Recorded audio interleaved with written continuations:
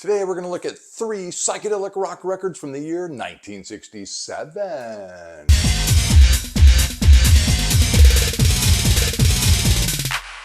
First up on our journey is Surrealistic Pillow by the Jefferson Airplane.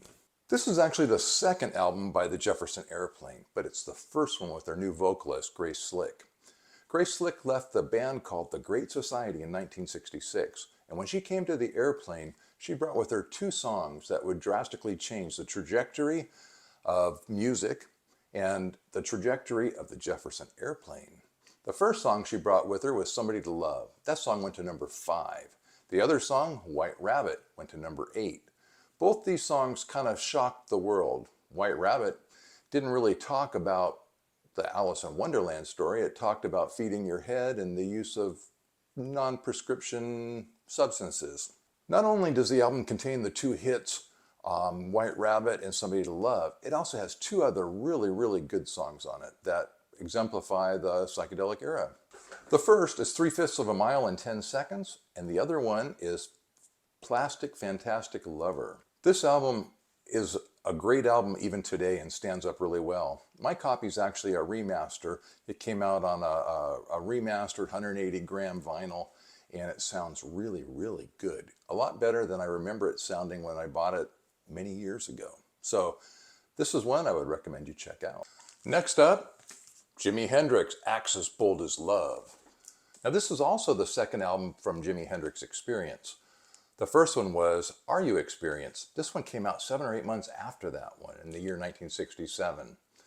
The world was kind of getting used to Jimi, but not really sure of what he was all about. And then it happened. The Monterey Pop Festival. That's where Jimi Hendrix played some crazy stuff, lit his guitar on fire, and became a rock and roll legend. This album is a really good album, and it's kind of an understated album. There's some songs on here that you just don't normally think of. One is Little Wing. Talk about a psychedelic experience. This is one of those songs where you turn out all the lights, close your eyes, and let your mind drift. It's an amazing song. So my favorite song on this album is If 6 Was 9. There's also Little Wing, which is amazing, and Castles in the Sun. This is an amazing album, and it's one that just kind of gets pushed to the side. We all think of Foxy Lady, we all think of Wind Cries Mary, we think Fire. This is really a fantastic album. It's very psychedelic, and Jimi's just starting to let go and experiment. This is one I suggest you get. All right, that brings us to our third and final record today, and it's one that I had never heard of. One of my viewers had told me that I should check it out. The album, Easter Everywhere. The band, 13th Floor Elevators. Now, this viewer told me that, yeah, they were the first psychedelic band to emerge. I'd never heard of them. They said that their albums were extremely hard to find, and that when you did find them, the sound quality was oftentimes poor, and they're just almost impossible to find. Well, I started looking at garage sales, flea markets.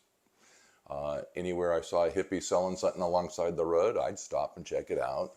I checked the record stores, the used record stores. I wasn't able to find it. Then one day while I was on Amazon, I thought, you know what, I'm going to just try. And you know what? They actually had a special reissue. Now the reissue is supposedly remastered, and it came out as a 2-record set.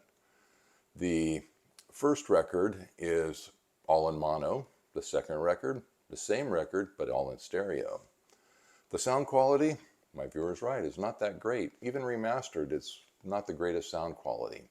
But it did come with the original artwork and the gatefold. It came with the original inner sleeve reproduction that has all of the lyrics on it. And the records themselves are clear plastic with splatter paint. Very cool. I had never heard of the band, so I said, okay, I'm going to give this band the psychedelic record test. The test? First, I turn off all the lights. Then I close my eyes, turn it up, and just see if my mind floats. This record, check that box. My mind floated more than normal. The second test, does it have a lot of guitar? Is there that feedback, that wah-wah? Does it have some distortion? Yep, this record checks all those boxes. The songs float together very seamlessly, but I gotta say my favorite song is called Earthquake, and it's the first song on the second side. The song is very reminiscent to me of Sky Saxon and the Seeds. I know, very obscure references, but some of my favorite psychedelic music. So what do I think of this record? I think this record is amazing, and if you can find it on Amazon while they still have a limited run, buy it. It's definitely a piece of history.